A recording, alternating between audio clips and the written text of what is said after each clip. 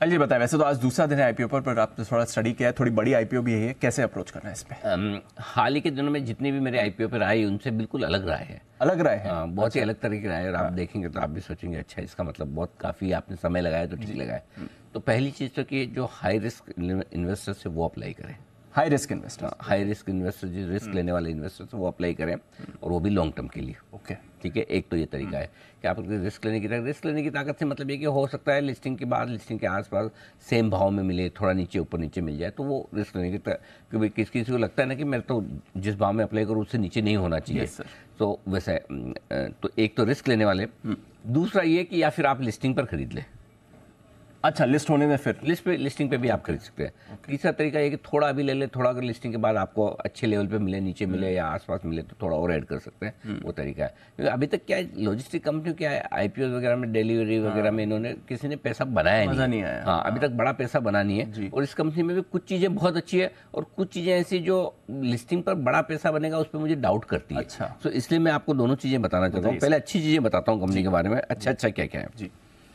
Promoters का background बहुत strong है। मतलब टीवीएस ग्रुप है, टीवीएस ग्रुप जाना माना जाता है इन्वेस्टर्स की वेल्थ बनाने के लिए। 30 साल बाद टीवीएस ग्रुप की तरफ से कोई कंपनी बाजार में उतर रही, प्राइमरी मार्केट में उतर रही, तो मजबूत प्रमोटर है, रेस्पेक्टेड है, क्रेडिबल है। दूसरा है कि ये सही मायनों में लार्जेस्ट इंडियन एमएनसी कंपनी है, लॉजिस्टिक्स सप्लाई चेन सॉल्यूशन देने वाली है। ये बड़ी चीज़ है क्योंकि इनका 70% कारोबार दीप है ना इंडिया के बाहर से आता है। तो ये बाकी जैसे दूसरी कंपनियां हुई टीसीआई, ब्लू डार्ट, डिलीवरी, इनका मैक्सिमम बिजनेस इंडिया से है। इसका 70% बिजनेस बाहर से। ये रियल इंडियन एमएनसी कंपनी एक तरह से आप कह सकते हो। ठीक है, ये दूसरी अच्छी चीज़ है। तीसरी चीज़ ये है कि एसेट लाइट मॉडल है। ये खुद अपने कुछ भी वेयर हाउस ये वो कुछ भी ऑन नहीं करते, सब किराए के हैं, तो इन बड़ा पैसा फंसाते नहीं है एसेट्स में। ठीक है। चौथा, कैश फ्लोज इसके काफ़ी अच्छे हैं, पॉजिटिव साइड पर है कैश फ्लोज, लगातार अच्छे कैश फ्लोज हैं। ये चार चीज़ें अच्छी है। अब नेगेटिव क्या है? नेगेटिव है कि चूंकि एसेट लाइट बिजनेस मॉडल है तो मार्जिन्स बहुत कम है, 6.7% के आसपास के मार्जिन, 7% से नीचे के मार्जिन अट्रैक्टिव नहीं है। आपका ब्लू डार्ट 24-25% पे करता है, टीसीआई 16% मार्जिन पे काम करता है, तो इनके मार्जिन कम ही रहेंगे हमेशा, क्योंकि एसेट लाइट मॉडल तो 10-11% के ऊपर मार्जिन कभी पहुंचेंगे, 12% मुझे डाउट है। सो लो मार्जिन वाला बिजनेस रहेगा सर्विस इंडस्ट्री में होने के बावजूद। दूसरी चीज़ है कि इस साल कंपनी प्रॉफिट में है, लेकिन एडजस्टेड बेसिस पर। अगर एडजस्टेड बेसिस पे हटाकर आप देखें तो अभी भी कंपनी को मुनाफे में आने में शायद ये साल लगेगा, इस साल के अंत तक आए या जब भी आए। सो अभी तक पूरी तरह से पिछले 2 साल में प्रॉफिट में नहीं थी, तो पूरी तरह से एक्चुअली प्रॉफिट में आना, EBITDA पॉजिटिव है लेकिन प्रॉफिट में आना अभी भी बाकी है। ठीक है।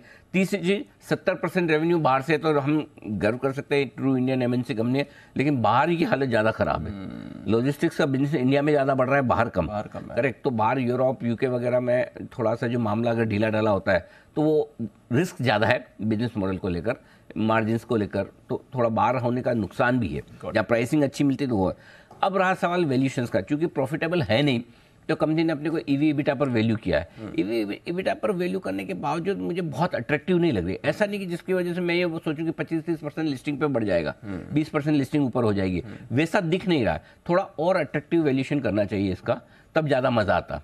अगर अच्छे लेवल पे वैल्यूशन करते तो बहुत बढ़िया बात है। और दूसरा है कि 4-5 साल में अगर कंपनी अपना सेल्स डबल भी कर लेती है तब भी मतलब बहुत अट्रैक्टिव ऐसी ग्रोथ ना हो। अब या तो कंपनी बहुत आउट परफॉर्म करे इंडस्ट्री को, तब तो एक अलग बात है, बट अदरवाइज तो वैल्यूशन रीजनेबल है, बहुत अट्रैक्टिव नहीं। इसलिए मैंने ये कहा कि आप बड़े लिस्टिंग गेन के लिए मत लगाइए, आप लॉन्ग टर्म के लिए लगाइए। थोड़ा बहुत अगर नीचे मिले तो आप ऐड कर लीजिए, सेम भाव पे मिले ऐड कर लीजिए। और अगर इस प्रोसेस में मार्केट अच्छा हो, लिस्टिंग पे अच्छा मिल जाए पैसा, तो एंजॉय कर लीजिए। लॉन्ग टर्म सोच के पैसा लगाए, शॉर्ट टर्म में पैसा बन जाए तो ज़्यादा आपके लिए अच्छा है। और अगर शॉर्ट टर्म सोच के लगाए ना बने तो दुखी होंगे। तो इसलिए बड़े लिस्टिंग गेन के लिए नहीं, या तो लॉन्ग टर्म के लिए लगाइए या फिर लिस्टिंग पे खरीदिए, या दोनों काम टुकड़ों एक लॉट अभी एक लॉट बाद में, ऐसा भी कर सकते हैं। ये है आपके लिए टीवीएस सप्लाई चेन।